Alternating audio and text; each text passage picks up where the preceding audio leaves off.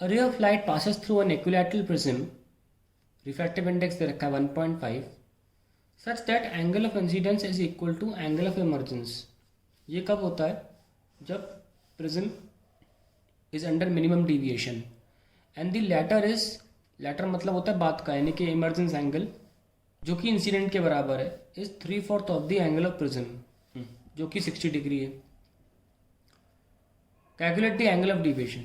सी, एक हमारे पास एक प्रिज्म है, लाइट आती है और वो कह रहे हैं कि angle of incidence equals to angle of emergence है, तो लाइट को पैरेलल टू बेस होना पड़ेगा और लाइट बिना, क्या बोल रहा हूँ, बिना नॉर्मली मतलब डिवेट होकर चली जाएगी बाहर. और लाइट जा सकती थी ऐसे पर चली गई ऐसे, तो डिविएशन कैसे करते, प्रोड्यूस करो, देखो ये डिविएशन है, ये है deviation. So we have a formula delta plus A is I plus E. Calculate the angle of deviation बोला गया है. मिनिमम डिविएशन, क्योंकि सब कुछ मिनिमम के बारे में दे रखा है, 60.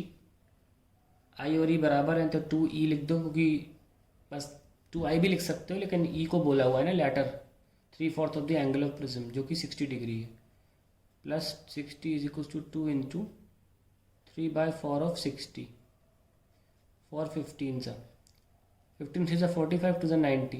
डेल्टा मिनिमम कितना आया? 30 डिग्री. थोड़ा सा प्रॉब्लम करेगा क्वेश्चन. अब मैं आपके सामने कोई चीज़ रखूंगा जिसकी वजह से प्रॉब्लम हो जाएगी थोड़ी. देखो क्या,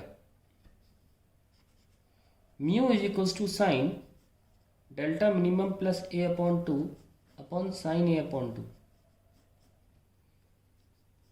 हमने कहीं म्यू का यूज़ नहीं किया. ऐसे कई सवाल होते हैं जहाँ पे डेटा गिवन होता है और यूज़ नहीं होता. ऐसे सवालों के उस डेटा को बोलते हैं सुपरफ्लुअस डेटा. नॉर्मली जब एक्सपीरियंस हो जाता है आपको काफ़ी, तो आपको यकीन हो जाता है ठीक है ये फालतू में दे रखा था, या सवाल की थोड़ी रियलिस्टिक अप्रोच बनाने के लिए दे दिया होगा.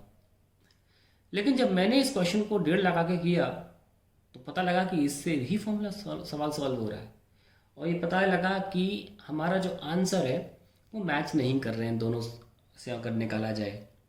फिर भी साइन मैं लिखा देता हूँ, मैं डेल्टा मिनिमम खोज करना है, 60 अपॉन 2 अपॉन 60/2 30 होता है, तो साइन 30 लिख दिया मैंने. अभी 1.5 into 1/2 is sine delta minimum plus 60/2.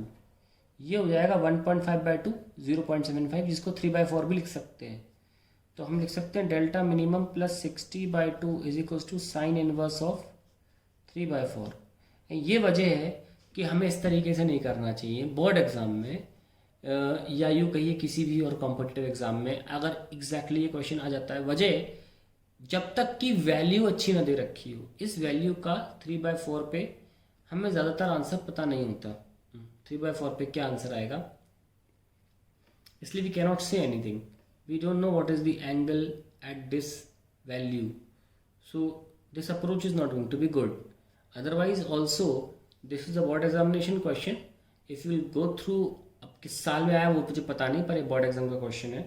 If you go through the sample books you will find 30 degree is the answer. Okay, and however 3/4 पे हम थोड़ा अज्यूम कर सकते हैं. अभी I am using the phone only for recording the video. I can not use the phone to calculate the angle at which 3/4 comes. हम अंदाजे से निकाल सकते हैं थोड़ा सा, एक अंदाज़ा. क्या 30 के आसपास आ रहे हैं?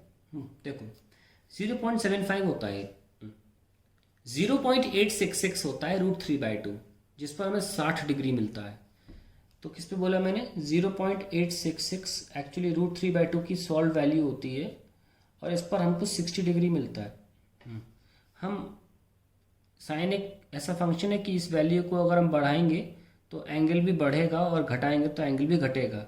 तो 0.866 पर 60 डिग्री है, तो 0.75 पे आंसर 60 से कम आना चाहिए. तो मैं अंदाज़न अगर पीछे जाऊँ 0.75 के आसपास एक और वैल्यू होती है 0.7, और ये 1/√2 की वैल्यू होती है. 1/√2 को 0.7 बोलते हैं, और सबको पता है कि यहाँ 1/√2 लिखा होता है, तो आंसर होता है 45 डिग्री. तो हम आसपास हैं 45 डिग्री के. 60 से नीचे 45 से ऊपर है ना, तो 50 ले लेते हैं अंदाज़न.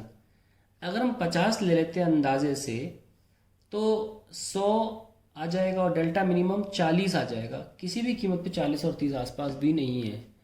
तो मेरा रिकमेंडेशन रहेगा आप इस सवाल को अभी के लिए इससे सॉल्व करें, जब तक कि सवाल में अगर मेंशन हो take sine inverse of 3/4 this, ऐसे वर्ड में क्वेश्चन आते हैं, वो एंड में लाइन में छोड़ देंगे, take sine inverse of 3/4 as this. अगर ऐसा कुछ डेटा नहीं दिया है देन दिस आंसर निकाल लेना चाहिए, ठीक है। पर ये मैंने पहले बोला डिस्प्यूटिव है, आप एग्जामिनेशन में बैठ के साइन इनवर्स ऑफ 3/4 नहीं निकाल सकते, calculators are not allowed, and sine log table ऐसी कोई टेबल नहीं आती हैं एग्जामिनेशन रूम में, क्योंकि पेपर में ऐसा कोई क्वेश्चन होता नहीं है। तो ये एक डिस्प्यूट हो सकता है, आप क्वेश्चन को इससे भी कर सकते हैं, इससे भी कर सकते हैं। हालांकि अगर आप विद्वान हैं, प्रकांड है, और आपको साइन इनवर्स ऑफ 3/4 है, किसी भी साइन इनवर्स की वैल्यू पता है, और आप ऐसे करके आते हैं, आपको फुल नंबर मिलेगा, आपको नंबर नहीं काटा जाएगा।